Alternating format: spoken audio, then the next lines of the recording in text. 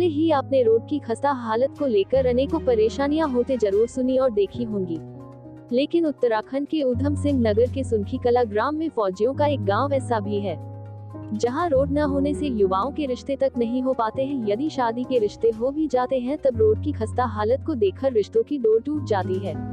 आरोप है कि राज्य गठन के बाद 3 गांवों को जोड़ने वाली रोड अभी तक बनी ही नहीं है, जबकि इसे पूर्व में सत्ता पक्ष के विधायक रहे थे।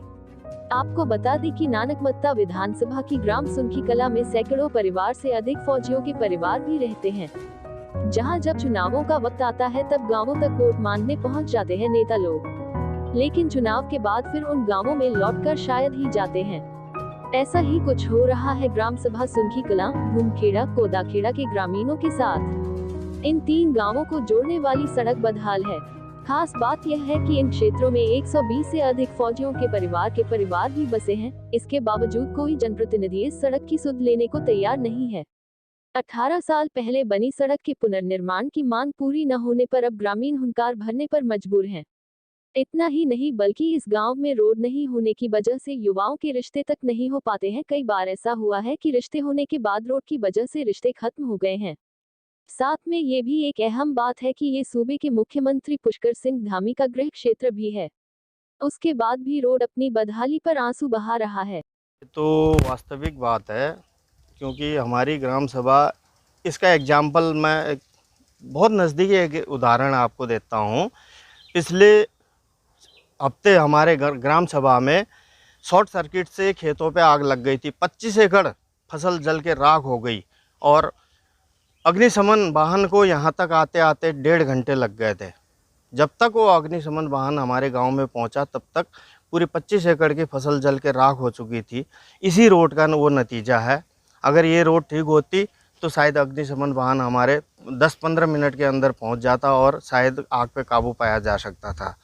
इसी प्रकार से कोई भी हमारे ग्राम सभा के अंदर आता है, जैसे आपने युवा के रिश्तों के बारे में बात करी, कोई भी रिश्ते लेके आते हैं तो बोला आपके गांव की पहचान सड़क से होती है। जिस ग्राम सभा में सड़क अच्छी है उस गांव की समझो कि अच्छी एक रेपुटेशन है। बट हमारी ग्राम सभा में इतनी बुरी सड़क है, इतना बुरा हाल है कि सुबह स्कूल जाते जाते कई बच्चे साइकिल से गिर जाते हैं, बच्चों के साइकिल पंचर हो जाती, स्कूल पहुंचते पहुंचते लेट हो जाते हैं वो। फिर भी यहाँ पिछले 15, 20, 18 साल से प्रशासन ने कोई सुध नहीं ली इस रोड की। ये है कि अब PMGSY की रोड है, ये PMGSY की है तो किसी जनप्रतिनिधि को तो आगे आना पड़ेगा ना, उसको बताना पड़ेगा PMGSY को। तो PMGSY को लिखो तो बोलते हैं कि जनप्रतिनिधि लिख के देंगे तो काम शुरू होगा। अब किसी को बोलो तो बोलते हैं हमारे अंडर आती नहीं है, PMGSY की है। तो कोई ना कोई तो होगा इसका रखवाला, किसी न किसी को तो आगे आके काम करना पड़ेगा।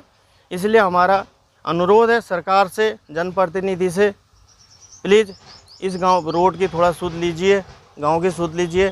नितिन गडकरी जी बहुत बड़े दावे कर रहे हैं, चाइना, हम आधे घंटे के अंदर अभी चाइना पहुंचने की ताकत रख सकते हैं, लेकिन कम से कम हमारे घर पहुंचने की रोड तो बना दीजिए, चाइना तो फिर जाएंगे। हाल में हमारे विधायक जी ने कहा कि हम रोड बनाते रहेंगे, बनाएंगे, अब बनाएंगे तब बनाएंगे।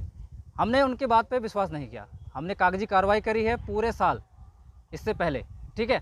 हमने प्रधानमंत्री को लिखा, अपने CM को लिखा, ठीक है, और हमारे अजय भट्ट जी को भी लिखा है। जवाब उसका आया भी है हमारे पास।